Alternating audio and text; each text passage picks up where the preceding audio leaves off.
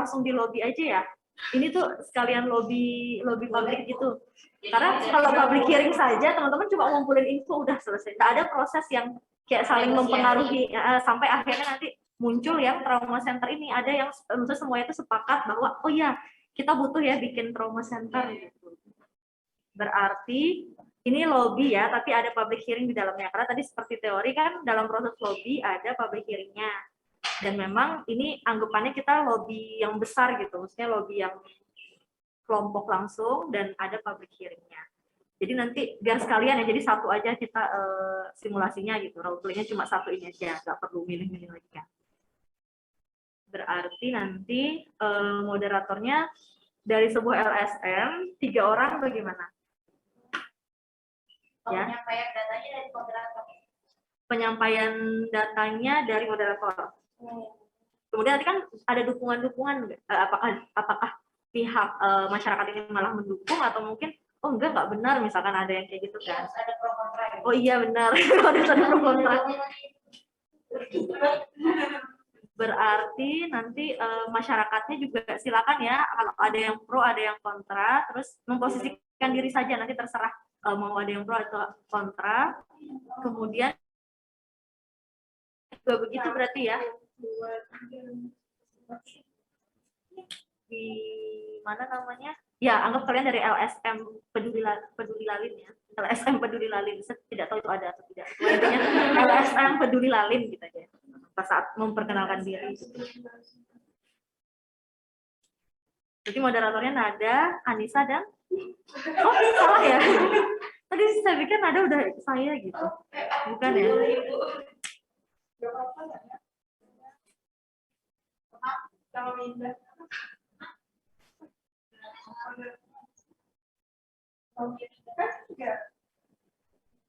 Advokator gitu ya sebutannya, bukan moderator, advokator dari LSM.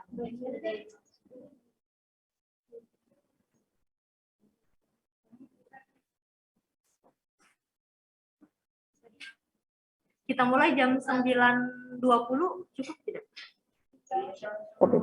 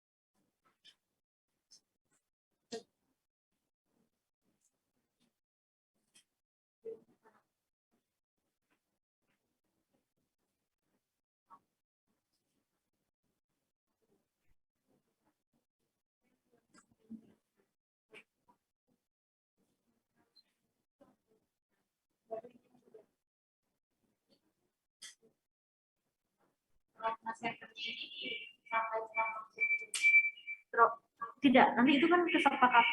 Ini kenapa? Oh itu ya suaranya. Oh bentar. Karena ini kan kesepakatan akhirnya nanti harapannya hasil dari lobbying ini nanti bersepakat untuk oh ya kita butuh trauma center. Jadi itu tidak yang statement awal sih. Maksudnya kalau awal kan tentu tidak langsung kita buat trauma center kan enggak ya. Dengar dulu hasilnya terus sampai ya nanti kita nanti mungkin di tengah-tengah advokator salah satunya menggiring gitu ke arah dia butuh sebuah instansi yang menaungi ini dan seterusnya, nanti dinamakan trauma center.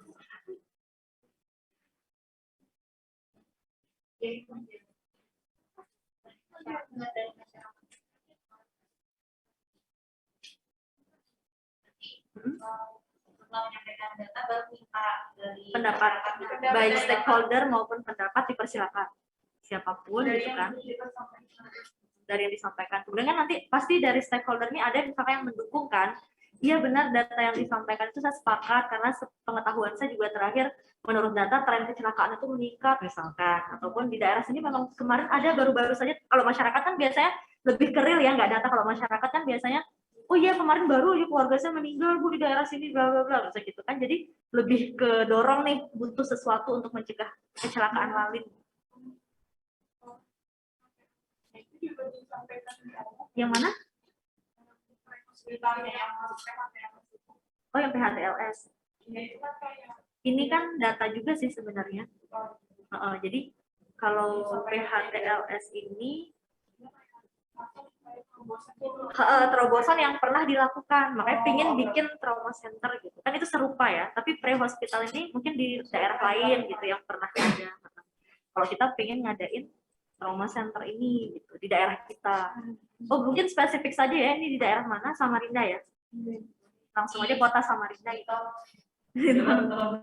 Biar spesifik ya, kita berarti namanya ini di Skup Samarinda gitu kan ya, kepolisian Samarinda gitu. Ini masyarakatnya juga perwakilan daerah kota Samarinda.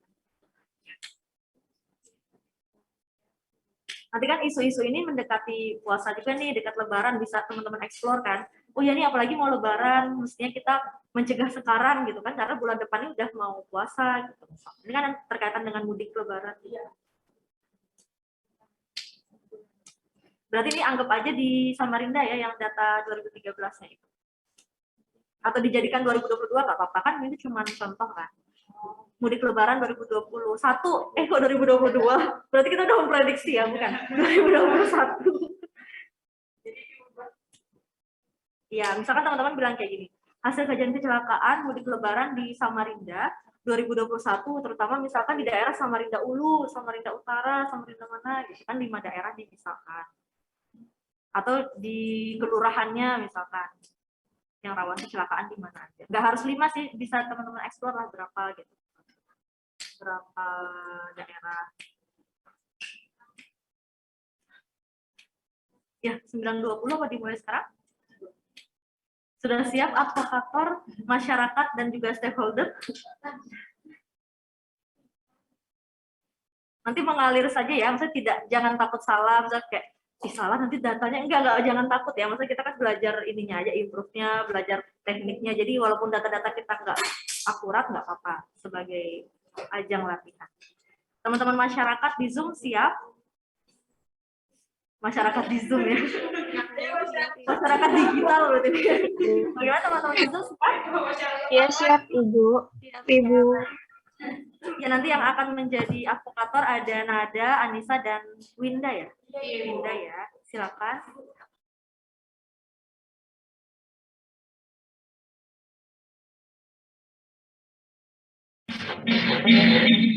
Mantul.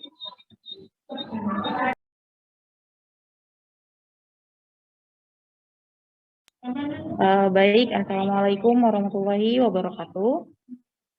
Kita masuk pada pertemuan kita kali ini. Jadi pada pertemuan kali ini teman-teman dan masyarakat semuanya, kita akan membahas tentang sistem kesiapsiagaan penanganan kecelakaan lalu lintas di daerah rawan kecelakaan, dan lebih tepatnya itu di Samarinda. Mungkin seperti yang teman-teman dan masyarakat tahu gitu. Jadi untuk kasus kecelakaan di Samarinda ini lumayan besar ya teman-teman. Apalagi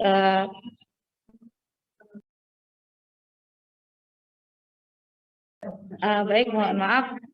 Jadi untuk Bapak Ibu sekalian, jadi kan seperti yang Bapak Ibu sudah tahu gitu, untuk kasus kecelakaan di Samarinda sendiri sudah besar gitu, apalagi sebentar lagi kita akan puasa Ramadan, di mana pastinya akan ada mudik Lebaran gitu.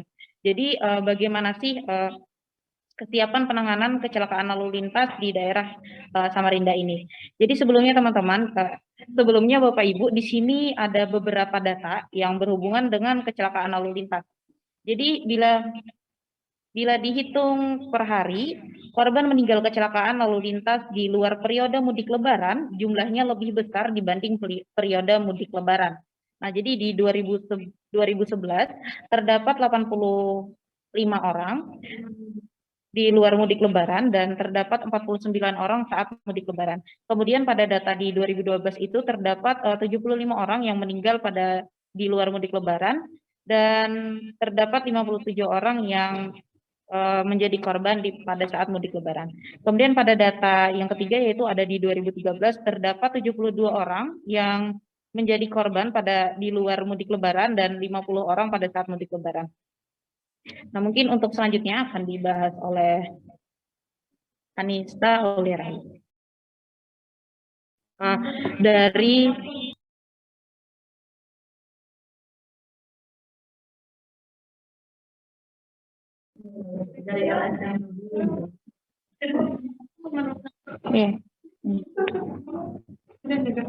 Udah.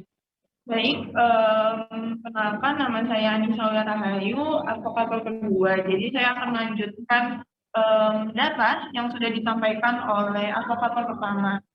Jadi dari hasil kajian kecelakaan lalu lintas mudik Lebaran 2021 di 5 daerah rawan kecelakaan di Samarinda, korban di rumah sakit ada 1.197, di mana 54,3% yaitu luka robek plus fracture, 6,5%-nya patah tulang atas, 10,02% patah tulang bawah, dan 38,85% yaitu trauma kepala. Sedangkan korban yang dilarikan ke puskesmas sebanyak 548, di mana didominasi oleh luka robek dan lecet sebanyak 69,34%, 10,95%-nya trauma kepala, 3,47% patah tulang bawah, dan 2,5%-nya patah tulang atas.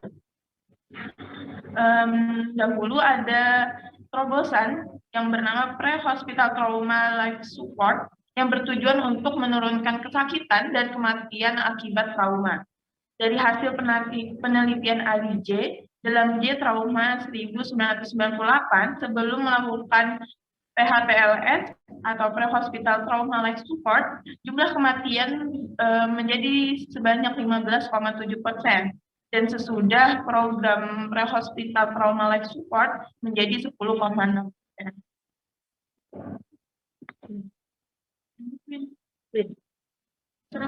Serahkan. Baik, selanjutnya saya serahkan ke advokat ketiga.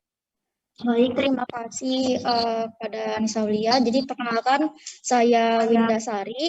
Di sini saya izin menyampaikan advokasi saya tentang sistem kesiapsiagaan penanganan kecelakaan lalu lintas. Jadi berdasarkan Ibu Nazlia dan Ibu Anissa dan telah menyampaikan data-data yang terjadi saat mudik Lebaran, maka 15 menit pertama itu sangat penting dalam menangani korban kecelakaan. Oleh karena itu, ada beberapa hal yang menjadi prioritas sebagai pertolongan pertama. Yaitu yang pertama adalah pelatihan basic life support untuk tenaga non-medis. Jadi selain tenaga medis, kita yang menjadi masyarakat bisa menjadi tenaga non-medis dengan mendapatkan pelatihan basic life support.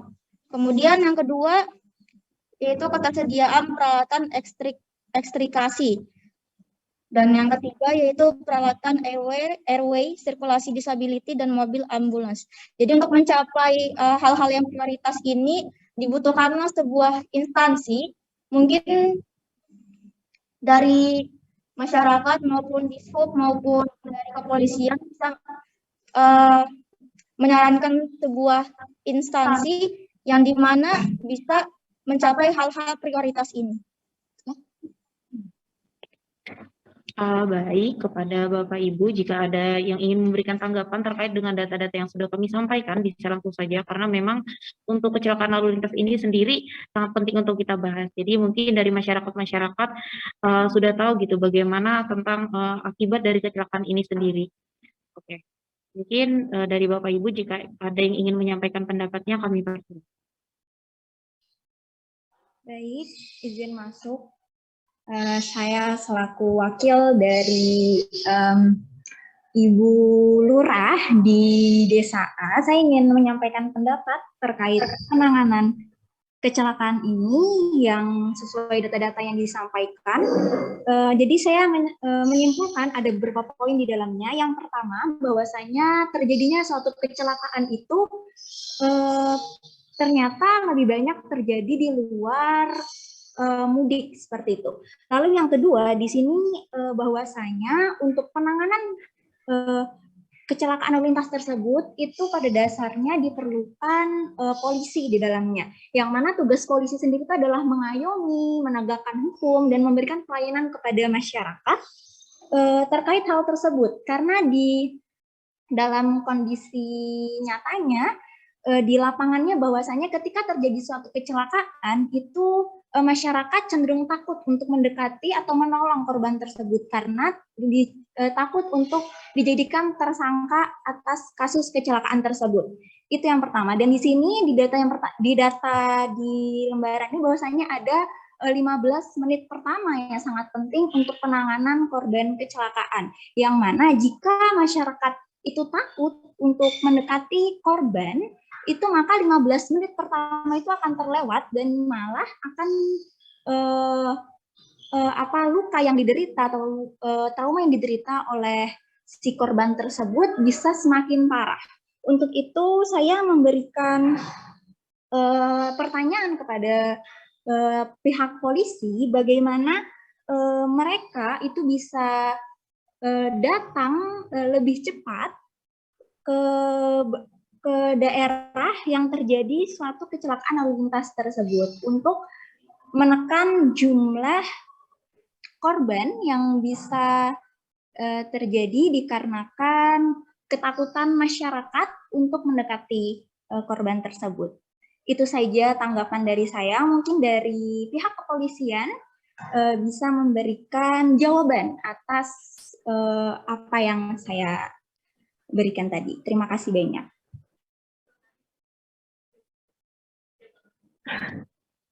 Baik, terima kasih kepada Ibu Dela atas pendapat dan mungkin saran kepada kepolisian. Pertama tadi ada poin yaitu adanya ketakutan dari masyarakat untuk menolong korban kecelakaan. Nah, di sini itu sebelumnya tadi sudah dijelaskan bahwa ada hal-hal yang menjadi prioritas dalam pertolongan pertama, yakni adalah pelatihan basic life support untuk tenaga non-medis.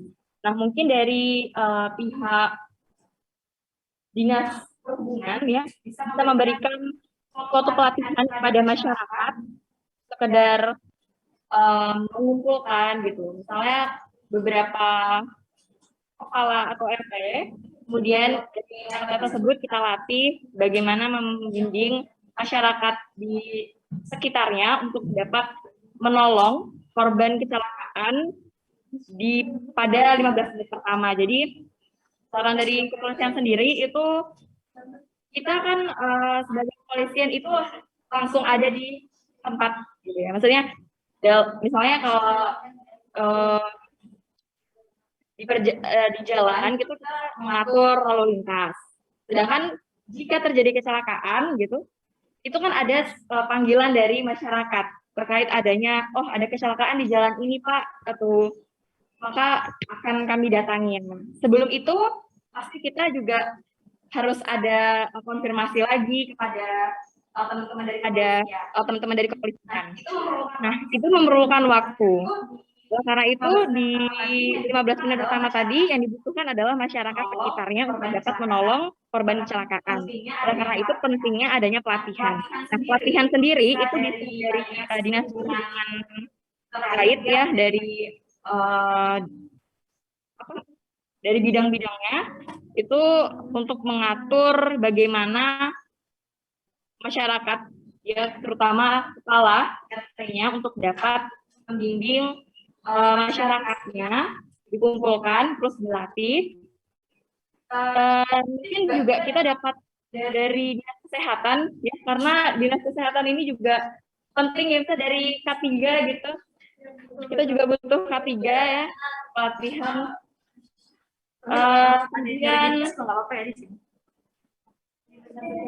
Dinas Kesehatan yang ketiga, teman-teman mungkin bisa memberikan pendapatnya.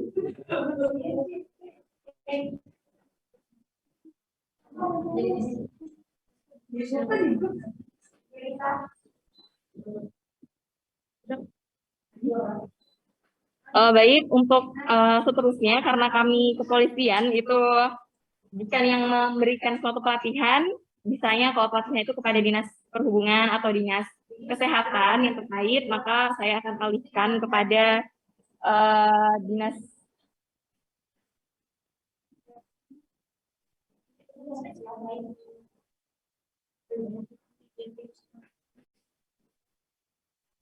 Gak ada yang ngomong kan ya?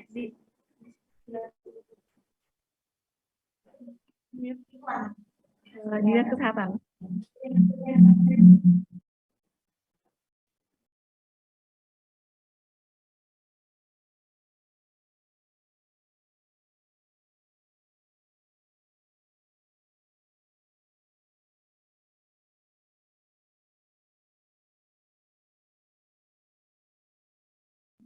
Ya baik, saya perkenalkan saya Najwa Hafira dari Dinas Kesehatan.